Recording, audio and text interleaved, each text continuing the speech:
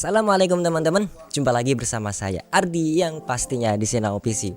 Oke, dan di video kali ini kita akan ngebahas mengenai memory case. Tapi sebelum itu aku mau ingetin lagi nih buat teman-teman nih yang baru aja nempuin channel ini dan juga belum subscribe. Aku saranin banget buat kalian untuk tekan dulu tombol subscribe-nya dan juga bunyiin notifikasi loncengnya agar kalian tidak ketinggalan info dan juga update terbaru menarik lainnya yang pastinya bermanfaat dari channel Sinau PC. Oke, kalau kita mau ngobrolin soal memory case, ini pasti ada hubungannya dengan internal memory. Jadi memory case ini juga merupakan bagian dari internal memory. Dan internal memory itu ada 3 macam internal memory. Yang pertama ada RAM ataupun random access memory ya, yang kita tahu sekarang ini juga ada SRAM, DRAM. Kalau DRAM itu sekarang kita kenal ada memori DDR, memori DDR1 sampai sekarang yang terbaru memori DDR5. Kemudian yang kedua ada ROM atau read only memory, atau itu memori yang hanya bisa dibaca aja. Contohnya ada memori yang ada di dalam BIOS, itu adalah contoh dari read only memory atau ROM. Nah, internal memory yang ketiga itu adalah memory case, dan inilah yang akan kita bahas di video kita kali ini. Nah, kalau kita ingin ngebahas mengenai memory case, itu ada 2 istilah yang sama-sama menggunakan kata atau istilah cache ini.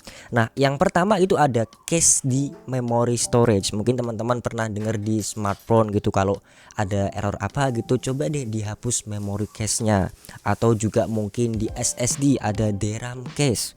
Nah, itu adalah memory cache tapi yang hubungannya ke dalam storage.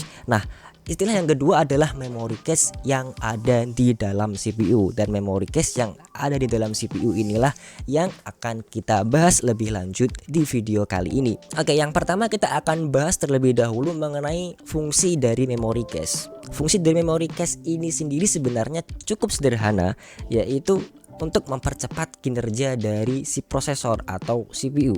Kenapa bisa mempercepat? Karena si memory cache ini akan menyimpan berbagai macam instruksi yang siap digunakan oleh prosesor kedepannya. Jadi lebih sederhananya nih, si memory cache ini bisa nebak kira-kira kebutuhan si prosesor itu berikutnya apa nih kira-kira. Jadi udah disiapin terlebih dahulu sama si memory cache yang datanya diambil dari memory RAM. Nah, sekarang kenapa memory cache itu harus ada? Padahal kita kan udah punya memori sendiri ya yang ada di luar prosesor. Kita punya memori RAM yang terpasang, mungkin 8 GB, 16 GB atau berapa giga. Nah, ada beberapa alasan kenapa prosesor ini masih membutuhkan memory cache. Yang pertama adalah perbedaan speed yang cukup signifikan antara prosesor dengan memori RAM. Teman-teman bisa lihat gambar ini, teman-teman bisa lihat kalau untuk memori DDR4 saja itu masih memiliki latensi yang tinggi, bisa dibilang ya, walaupun ini hanya sepersekian detik saja, tapi ini punya latensi yang cukup besar kalau kita bisa bilang. Sehingga kita butuh memory cache nih yang dia punya latensi yang jauh lebih kecil, nilai latensi yang jauh lebih kecil dibandingkan memori RAM. Nah, ini masuk ke alasan kedua, yaitu karena nanti kalau kita tidak menggunakan sistem memory cache, maka akan ada sepersekian atau jutaan atau mungkin ribuan, jutaan atau bahkan sekian instruksi yang itu tidak bisa dijalankan, harus ngantri dulu karena menunggu sumber daya atau datanya itu diambil dari memori RAM.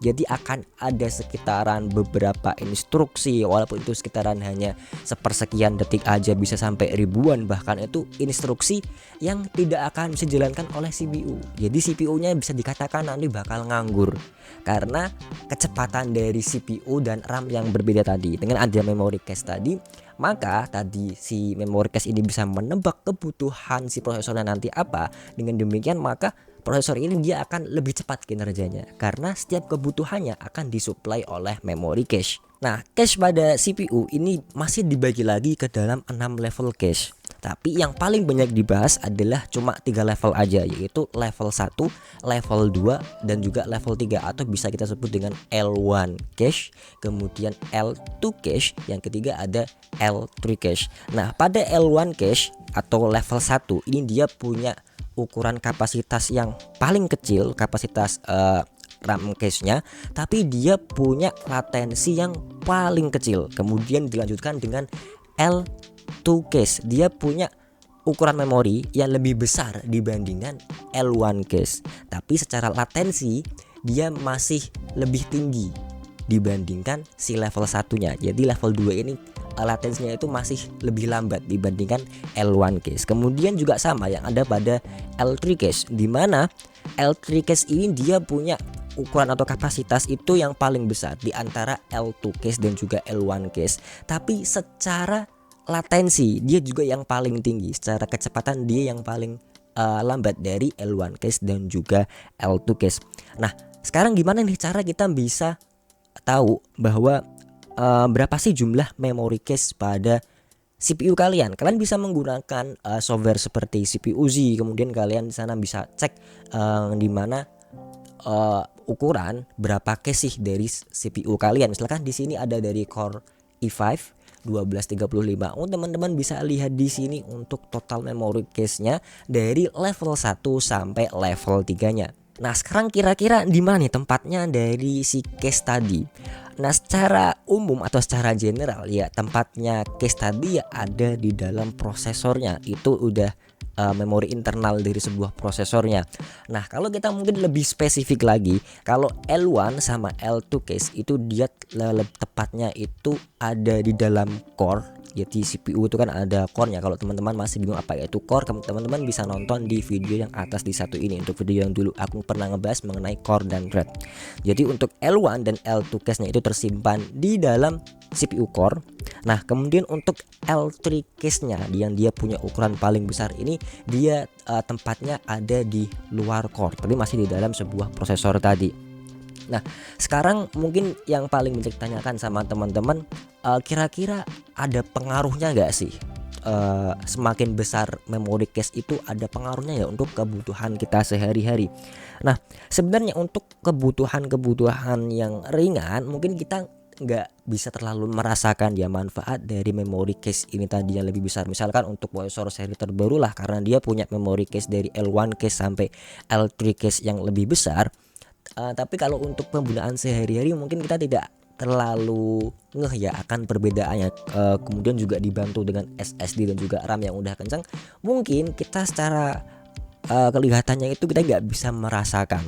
Tapi kalau teman-teman pakai untuk kebutuhan, misalkan nih untuk gaming nih, akan sangat kerasa banget fungsi dari L case atau level case-nya ini, memory case. Lebih kerasa lagi kalau itu ada di L3 case memory, itu bakal kerasa banget untuk kalian yang pakai untuk kebutuhan gaming. Contohnya nih ada di prosesor Ryzen yang seri X3D, boleh itu Ryzen 7 57X3D ataupun Ryzen 7700 yang X3D itu.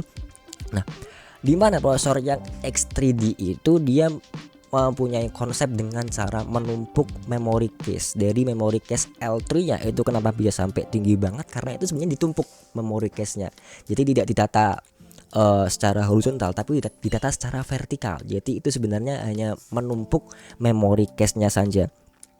Nah, kenapa sih kita nggak langsung aja memperbesar ukuran dari memory case-nya tadi? Nah, secara sih ada kayak keterbatasan dari jumlah.